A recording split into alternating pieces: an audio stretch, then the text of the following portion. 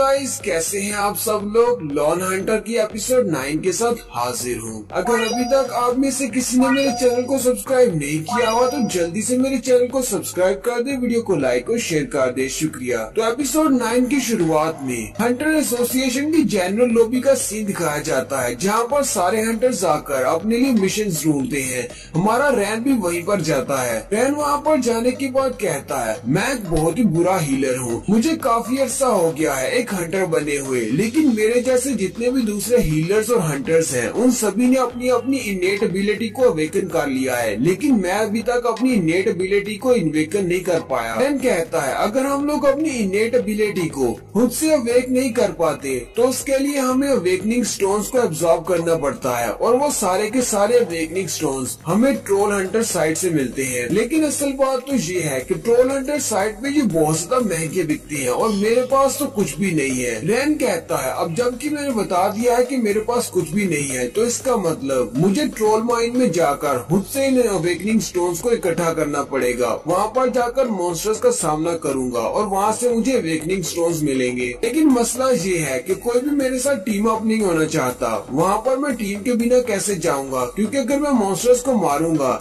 तो वहाँ पर अवेकनिंग स्टोन्स को इकट्ठा करने के लिए भी तो मुझे कुछ चाहिए होगा। लेकिन साथ ही रैन कहता है, अगर मैं किसी डंजन के अंदर जाता हूँ, वो भी एक पार्टी के साथ, मेरे पास तो ये अजीब सा सिस्टम है। जैसे मैं डंजन के अंदर जाऊंगा ये उसका एवोल्यूशन मोड स्टार्ट कर देगा और मेरे साथ जितने भी लोग होंगे उन सब की जान खतरे में आ जाएगी। रैन कहता है, मुझे तो कुछ भी समझ नहीं आ रही, अब मैं क्या करूँ। लगता है कि अब मुझे अकेले ही ट्रोल माइन डंजन के अंदर जाना पड़ेगा। रैन अभी तक वहीं पर खड़ा सोच रहा होता है कि उसी वक्त वहाँ पर ज़ाओबाई आती है और उसे कहती है, सोंग रैन, अगर तुम अकेले हो और तुम किस पार्टी को ज्वाइन करना चाहते हो तो तुम मेरी पार्टी के साथ आ सकते हो। हमारे गिल्ड की एक पार्टी ट्रोल माइन डंजन के अंदर जाने वाली है। रैन उसकी तरफ देखता है और कहता है, तुम तो टैंक ज़ाओबाई हो, तुम यहाँ पर क्या कर रही हो। वो आगे बढ़ती है और कहती है, ये तो बहुत ही अजीब बात है, तुम्हें मेरे बारे में कैसे पता है। रैन उसे कहता है, मुझे तुम्हारे बारे में कैसे पता नहीं हो सकता, तुम्हारी वजह से तो मैं पूरे शहर में मशहूर हो गया हूँ। तुम्हें तो मेरे मैच की लाइव स्ट्रीमिंग दिखाई थी, तुम्हारी वजह से अब पूरे का पूरा हांग-टू ग्रुप मेरे पीछे लगा हुआ है। ज़ाओबाई उसे कहती है, ये तो बहुत ही अच्छा है, तुम सिर्फ एक ही लाइव स्ट्रीमिंग से बहुत ज्यादा मशहूर हो गए हो।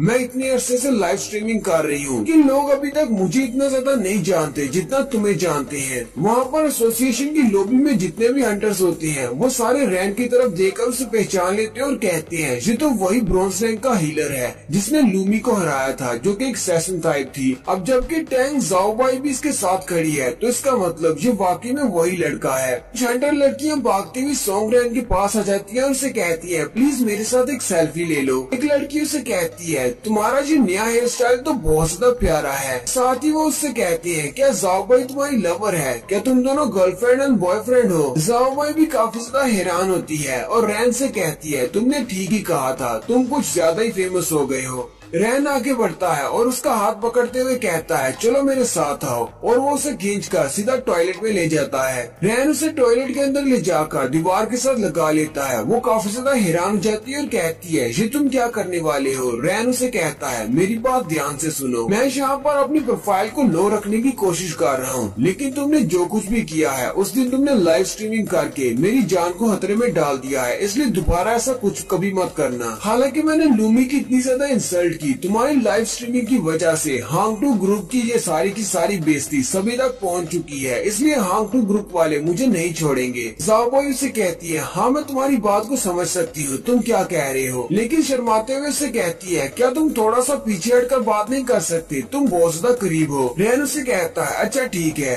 रैन जैसे वहाँ से जाने लगता है, ज़ाओबाई उसका बाजू पकड़ लेती है और कहती है, रुको जरा मेरी बात तो सुनो, थोड़ी देर पहले मैंने तुमसे कहा था कि हमारे गिल्ड की पार्टी को ज्वाइन कर लो, क्या तुम हमारी गिल्ड की पार्टी को ज्वाइन करना चाहोगे। रैन उसे कहता है, क्या तुम वाकई में एक डंजन के अंदर मेरे साथ जाना चाहती हो। रैन उसे कहता है, अच्छा ठीक है, अगर तुम मेरे साथ जाना चाहती हो तो फिर मेरी दो कंडीशंस हैं। सबसे पहली मेरी कंडीशन ये है कि उस डंजन के अंदर जितने भी अवेकनिंग स्टोन्स मिलेंगे वो सारे के सारे मेरे होंगे, इसके अलावा जो कुछ भी होगा वो सब कुछ तुम रख सकती हो। लूमी उसे कहती है, तो इसका मतलब तुमने अभी तक अपनी इनेट एबिलिटी को नहीं जगाया, तो वाकई में एक ब्रॉन्ज रैंक के हंटर हो, हमें लगा था कि तुम एक फॉल्स रैंकर हो। रैन भी उसकी बात सुनकर थोड़ा सा शर्मिंदा हो जाता है। रैन उसे कहता है, मेरी दूसरी कंडीशन ये है कि तुम अपने साथ अपने किसी भी पार्टी मेंबर को लेकर नहीं जा सकती, सिर्फ हम दोनों अकेले डंजन के अंदर जाएंगे। ज़ाओबाई उसकी बात सुनकर बहुत ज्यादा हैरान हो जाती है और उसे कहती है, कहीं तुम पागल तो नहीं हो गए? उस डंजन के अंदर 5 लोग जा सकते हैं। अगर हम 5 लोगों से कम लेकर जाते हैं तो वहाँ पर हम लोग मर भी सकते हैं। क्या तुम हम सबको वहाँ पर मरवाना चाहती हो? रैन उसे कहता है, मैंने तुम्हें अपनी कंडीशंस बता दी हैं। अगर तुम मेरे साथ डंजन में जाना चाहती हो तो फिर सिर्फ हम दोनों ही जाएंगे, अगर नहीं जाना चाहती तो फिर तुम्हारी मर्जी है। इतना कह के रैन वॉशरूम से बाहर चला जाता है। ज़ाओबाई सोच रही होती है, अगर बॉस ने मुझे ऑर्डर्स नहीं दिए होते कि मुझे इस लड़के के बारे में सारी इन्फॉर्मेशन इकट्ठी करनी है तो मैं इसके साथ डंजन में कभी नहीं जाती। अब जबकि ये मेरे बॉस के ऑर्डर्स हैं तो मुझे इसके साथ जाना ही पड़ेगा। ज़ाओबाई सॉन्गरैन से कहती है, सॉन्गरैन जरा रुको, मैं भी तुम्हारे पीछे आ रही हूँ। Next scene troll mine dungeon gate का होता है जो कि एक पुराने से एरिया में होता है। ज़ाओबाई उसे कहती है, काफी दिनों से ये डंजन गेट यहीं पर है। ये एक ट्रोल माइन डंजन है, इसके अंदर से हमें बहुत सारे अवेकनिंग स्टोन्स मिल सकते हैं। ज़ाओबाई से कहती है, अब जबकि हम लोग यहाँ पर पहुँच चुके हैं तो चलो फिर अपना टाइम वेस्ट नहीं करते, जल्दी से अपना आर्मर पहनते हैं और अंदर चले जाते हैं। रैन उसे कहता है, मेरे पास तो कोई आर्मर है ही नहीं, मेरे पास सिर्फ एक वेपन है। ज़ाओबाई बहुत ज्यादा हैरान हो जाती है और कहती है, इस डंजन के अंदर सिर्फ हम 2 लोग जाने वाले हैं और तुम्हारे पास एक आर्मर भी नहीं है,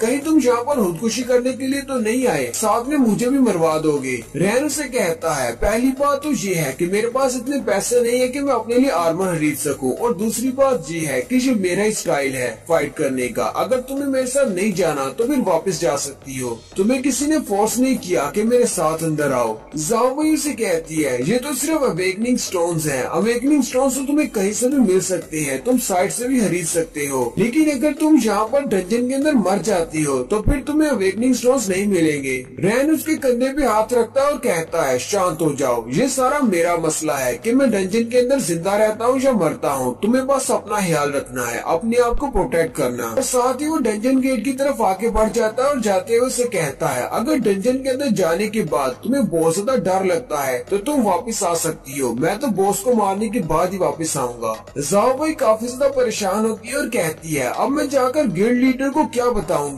ये लड़का तो पूरी तरह पागल है, इसका दिमाग खराब हो चुका है। अगर मैं इसके साथ डंजन के अंदर नहीं जाती तो बॉस को बताने के लिए कुछ भी नहीं होगा, मुझे भी इसके साथ जाना ही पड़ेगा, क्योंकि अगर आज मैं इसके साथ यहाँ पर नहीं जाऊंगी तो हमारी गिल्ड लीडर मुझे फिर से वीडियोस बनाने का काम दे देगी, जो कि बहुत ज्यादा बोरिंग है। लूमी सामने की तरफ देखती है तो रैन पहले ही डंजन के अंदर जा चुका होता है। वो कहती है, रैन कहाँ पर चला गया? कहीं ऐसा तो नहीं कि वो डंजन के अंदर अकेले चला गया है? लगता है ये लड़का मुझे बहुत ज्यादा काम मांग रहा है, जबकि मैं गोल्ड रैंक की समनर हूँ और ज़ाओबाई की क्लास समनर है, यानी कि वो अपने मैजिक्स को कास्ट करते हुए किसी भी क्रीचर को बुला सकती है। ज़ाओबाई एक लंबी सांस लेती है और कहती है, चलो फिर ठीक है, मैं भी डंजन के अंदर जाती हूँ। अगर वो मुझे नहीं मिला और अंदर बहुत ज्यादा खतरा हुआ, मैं अकेले बाहर आ जाऊंगी। ज़ाओबाई बातें करते हुए पोर्टल से अंदर जाती है और कहती है, सॉन्गरैन, मेरे बिना तो तुम अंदर नहीं जा सकते। मुझे नहीं लगता कि तुम यहाँ पर बॉस को ढूंढ भी पाओगे, यहाँ पर बहुत सारे मॉन्स्टर्स हैं। लेकिन जैसे ही वो अंदर जाती है वो ये देखकर बहुत ज्यादा हैरान हो जाती है कि वहाँ पर जितने भी मॉन्स्टर्स होते हैं वो पहले से मर चुके होते हैं। ज़ाओबाई आगे की तरफ चलती जाती है और कहती है, ये लड़का तो वाकई में बहुत ज्यादा हास है, बॉस ने कहा था इसके ऊपर नजर रखनी है।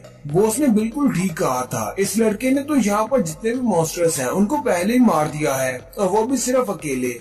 रैन उसके आगे आगे होता है और आगे जितने भी रास्ते में मॉन्स्टर्स होते हैं वो उन सब के साथ फाइट करते हुए उन सबको मार रहा होता है। ज़ाओबाई भी काफी ज्यादा एक्साइटेड हो जाती है और कहती है, लगता है कि बहुत ज्यादा मजा आने वाला है। वो अपने समनिंग मैजिक को एक्टिवेट करती है और अपने पास से एक वुल्फ को निकालती है जिसका नाम डार्की है। ज़ाओबाई डार्की से कहती है, चलो डार्की, हम इस लड़के को दिखाते हैं कि हम इससे जरा भी कम नहीं है। इस लड़के ने तो हमें बहुत ज्यादा कम मांग लिया है, हम इससे बहुत ज्यादा स्ट्रॉन्ग है। रैन अभी भी कुछ मॉन्स्टर्स को मार रहा होता है और कहता है, ये तो बहुत ही अच्छा हो गया, अब जबकि मैं लेवल अप हो चुका हूँ, ये सारे सिल्वर रैंक के मॉन्स्टर्स मेरे सामने कुछ भी नहीं है। और साथ ही रैन काफी ज्यादा खुश भी होता है क्योंकि एवोल्यूशन मोड अभी तक एक्टिवेट नहीं हुआ। रैन कहता है, जब तक मेरा एवोल्यूशन मोड एक्टिवेट नहीं होता ये सारे के सारे मॉन्स्टर्स नॉर्मल रहेंगे और मैं आसानी से इन सबको मार सकता हूँ। ज़ाओबाई भी वहाँ पर पहुँच जाती है और डार्की से कहती है, डार्की जाओ और जाकर रैन की हेल्प करो, जबकि रैन कहता है, इस सब की जरूरत नहीं है, जहाँ पर जितने भी मॉन्स्टर्स थे उन सबको मैंने मार दिया है। ज़ाओबाई ये देखकर बहुत ज्यादा घबरा जाती है क्योंकि रैन ने वाकई में वहाँ पर जितने भी मॉन्स्टर्स होते हैं उन सबको अकेले मार दिया होता है। ज़ाओबाई उसे कहती है, रास्ते में आते हुए मैंने बहुत सारे मॉन्स्टर्स की लाशें देखी है और जहाँ पर तो लाशों का ढेर लगा हुआ है। तुम तो वाकई में बहुत ज्यादा स्ट्रॉन्ग हो, मुझे ये बात मानना पड़ेगी। रैन उसे कहता है, मेरी तारीफ करने के लिए तुम्हारा शुक्रिया। ज़ाओबाई उसके पास आ जाती है और कहती है, लेकिन इस डंजन का बॉस बहुत ज्यादा स्ट्रॉन्ग होगा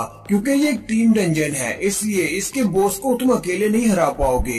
रैन उसे कहता है, जब तक मैं ट्राई नहीं करूंगा मुझे पता कैसे चलेगा कि मैं उसको अकेले हरा सकता हूँ या नहीं। सामने बॉस का रूम होता है लेकिन बॉस के रूम के बाहर 2 गार्ड्स खड़े होते हैं। रैन ज़ाओबाई से कहता है, सामने देखो, सामने 2 एलीट मॉन्स्टर्स खड़े हैं। मुझे लगता है कि ये दोनों बॉस के रूम को गार्ड कर रहे हैं। हालांकि बाकी के सारे मॉन्स्टर्स सिल्वर रैंक के मॉन्स्टर्स थे और वो इतने ज्यादा स्ट्रॉन्ग नहीं थे, लेकिन ये दोनों गार्ड बहुत ज्यादा स्ट्रॉन्ग होने वाले हैं। उनकी पावर लेवल को देखकर तो लगता है ये एलीट रैंक के मॉन्स्टर्स हैं। रैन ज़ाओबाई से कहता है, अब जबकि हमें पता है कि इस दरवाजे के पीछे बॉस हो सकता है तो क्या तुम इस सब के लिए रेडी हो? वो उसे कहती है, हाँ मैं बिल्कुल रेडी हूँ। रैन उसे इशारा करते हुए कहता है, ठीक है फिर देखते हैं तुम कितनी ज्यादा स्ट्रॉन्ग हो। ये दोनों गेट कीपर्स तुम्हारे हैं, चलो जल्दी करो, इन्हें मार दो। अगर तुम इन दोनों मॉन्स्टर्स को भी नहीं हरा पाओगी तो फिर तुम्हें मेरे साथ आने का कोई हक नहीं, तुम यहाँ से वापस चली जाना। मुझे नहीं लगता कि तुम बॉस से बच पाओगी। ज़ाओबाई उसे कहती है, अब बस भी करो, तुम्हें लगता है कि मैं तुमसे वीक हूँ, तुम एक हीलर हो जबकि मैं एक पावरफुल समनर हूँ। ज़ाओबाई अपनी डार्की से कहती है, डार्की जल्दी से आगे बढ़ो और इसे दिखाओ कि हम लोग क्या कर सकते हैं। डार्की बड़ी स्पीड के साथ भागता हुआ एक एलीट मॉन्स्टर पर अटैक करने के लिए आगे बढ़ता है। डार्की भागते हुए हवा में जंप करता है और साथ ही वो उसे कहती है, अपने वेयरवुल्फ वाली फार्म को एक्टिवेट करो, और वो वेयरवुल्फ की तरह बन जाता है, यानी कि 2 पैरों पर चलने वाला वुल्फ बन जाता है और सीधा उस एलीट मॉन्स्टर के सर पे जाकर बैठ जाता है। लेकिन वो एलीट मॉन्स्टर उसे पीछे की तरफ धकेल देता है कि जल्दी से अपना पंजा सामने की तरफ करके उस पर अटैक करने लगता है। लेकिन उस एलीट मॉन्स्टर के पास उसकी एक शील्ड होती है जो वो सामने की तरफ कर लेता है और अपने आप को उस अटैक से बचा लेता है। फिर ज़ाओबाई डार्की से कहती है, अपने दूसरे स्किल को एक्टिवेट करो, और वो अपने दूसरे स्किल को एक्टिवेट करता है जिसमें उसके पंजे बड़े बड़े हो जाते हैं, यानी कि उसके नाखून बड़े हो जाते हैं और उसकी स्ट्रेंथ भी पहले से बहुत ज्यादा बढ़ जाती है। डार्की एक जबरदस्त पंजा मारता है जिससे सामने वाले एलीट मॉन्स्टर की शील्ड 2 टुकड़े हो जाती है। साथ ही डार्की अपना रेज मूड एक्टिवेट करता है और दोनों पंजों के साथ उसके ऊपर पंजे मारना स्टार्ट करता है और उसके टुकड़े टुकड़े कर देता है। जबकि रैन भी वहीं पर खड़ा होता है और उसे कहता है, ओए काले बिल्ले, क्या तुमने उसे मार दिया? क्योंकि रैन ने दूसरे वाले एलीट मॉन्स्टर को मार के उसके सर पे अपना पाँव रखा होता है। रैन ज़ाओबाई से कहता है,